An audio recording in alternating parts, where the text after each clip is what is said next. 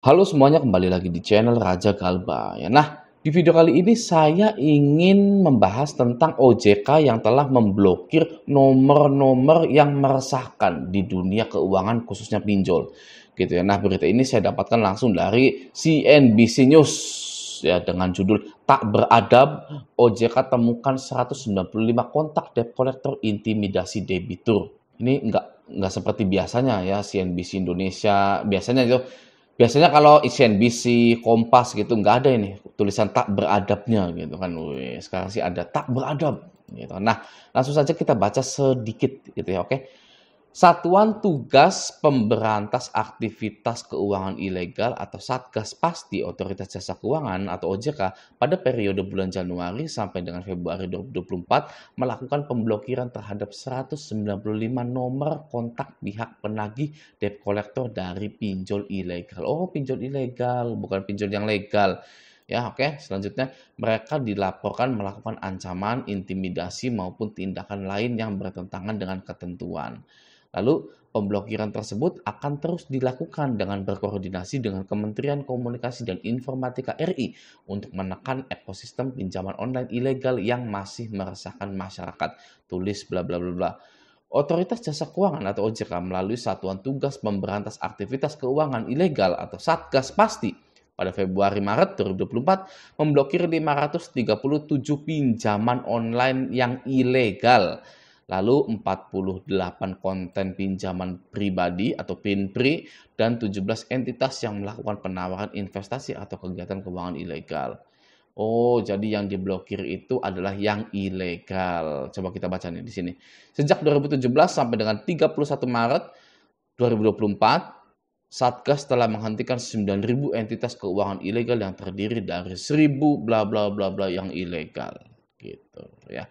Nah, jadi yang diblokir itu yang ilegalnya gitu. Nah, kita sih yang pertama kita apresiasi ya kerja para OJK ini gitu kan memblokir nomor-nomor DC ilegal, aktivitas-aktivitas ilegal lainnya ya kita patut apresiasi gitu. Nah, selagi kita mengapresiasi kita juga meminta sesuatu yang lebih menjadi concern kita gitu yaitu adalah pemblokiran pinjol yang legal gitu ya. Masyarakat di Indonesia ini Anda boleh tanya satu-satu apakah setuju pinjol yang legal itu dibubarkan gitu kan, pasti setuju. Semua orang itu pasti setuju. Iya, nggak ada manfaatnya gitu kan.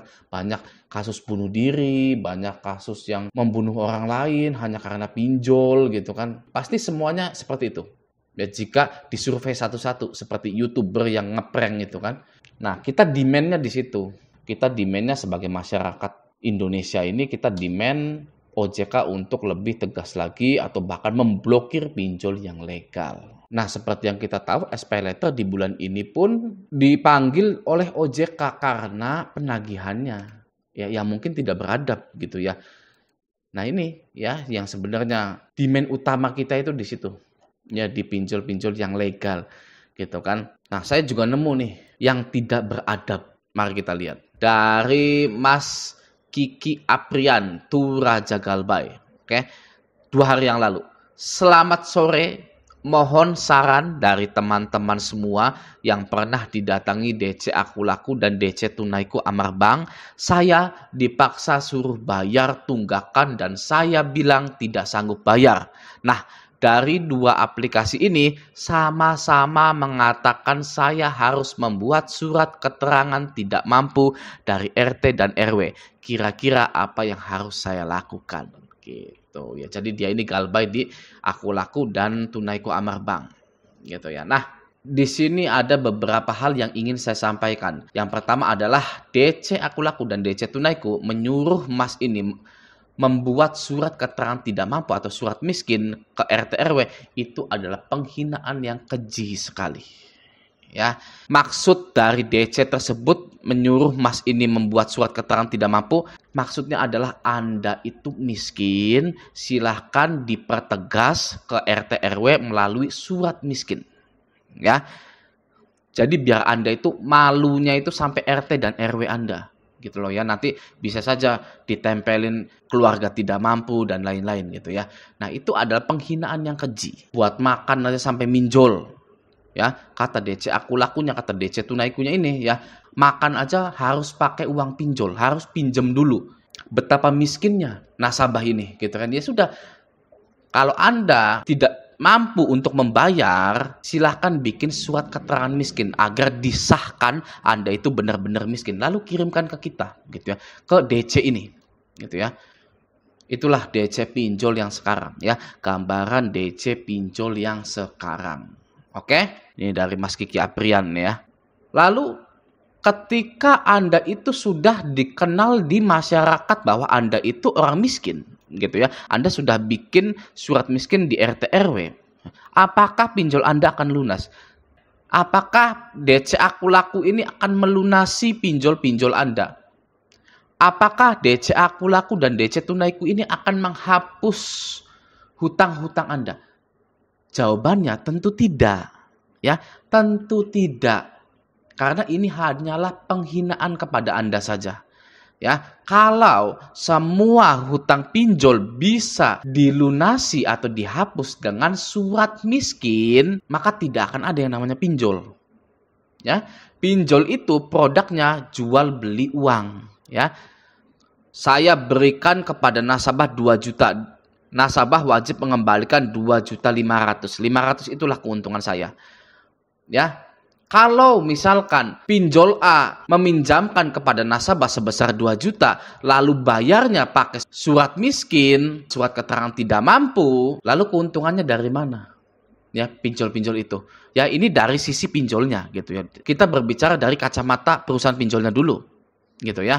Tidak akan mungkin perusahaan pinjol itu mau melunasi hutang Anda dengan surat keterangan tidak mampu. Oke? Maka dari itu, pinjol-pinjol ini merekrut dan menyiapkan para DC-DC pinjol untuk menekan Anda, untuk memaki-maki Anda, untuk menteror Anda, agar Anda segera membayar. Ya, contohnya seperti ini, di DC Aku Laku dan di DC Tunaiku itu. Ya, para pinjol-pinjol ini meng-hire dan men-training para DC-DC tersebut untuk menekan Anda. Oke? Kalau pinjol bisa lunas pakai surat keterangan tidak mampu, maka tidak akan ada yang namanya DC. Nah, DC pinjol atau DC lapangan. Sudah, ya. Anda tinggal bikin surat miskin ke RT RW lalu lunas. Gitu kan. Ngapain ditagih-tagih? Ya, wong bisa lunas kok pakai surat keterangan tidak mampu dari RT dan RW. Nah, itu kan nggak mungkin seperti itu. Ya, nonsense gitu kan. Jadi, benar-benar pinjol-pinjol ini ingin mengesahkan Anda, ingin menghina sekaligus mengesahkan bahwa Anda itu miskin, gitu ya. Yang mana menyuruh nasabah ini untuk bikin surat keterangan tidak mampu, gitu ya. Waduh, gitu ya. Nah, selanjutnya apa yang harus saya lakukan? Nah, gitu kan. Apa yang harus saya lakukan nih? Oke. Yang harus Anda lakukan adalah duduk diam manis, ganti nomor Anda, hapus nomor WA Anda, ganti sosmed Anda, nama-nama, atau kalau bisa bikin yang baru saja tanpa ada nama seperti ini, ya, tanpa ada nama pribadi, ya, seperti itu saja, ya, seperti itu saja sudah beres, ya. Tidak perlu yang namanya kita itu menyape-nyapein diri kita sendiri gitu, membuat diri kita ini capek sendiri karena ulah DC pinjol yang nonsens, yang tidak masuk akal, ya, tidak perlu seperti itu.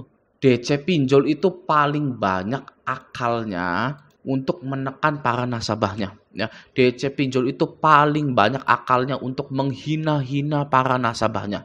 DC itu paling banyak akalnya untuk meneror Anda, meneror kondar Anda. Ya, banyak akalnya. Kenapa banyak akalnya? Karena tekanan dari kantor. Ya, dari kantornya ditekan. Ya, para DC-DC ini menekan Anda. Oke. Yang harus Anda lakukan adalah menjadi orang yang tidak bisa ditekan oleh DC tersebut, ya, dengan cara menghilang.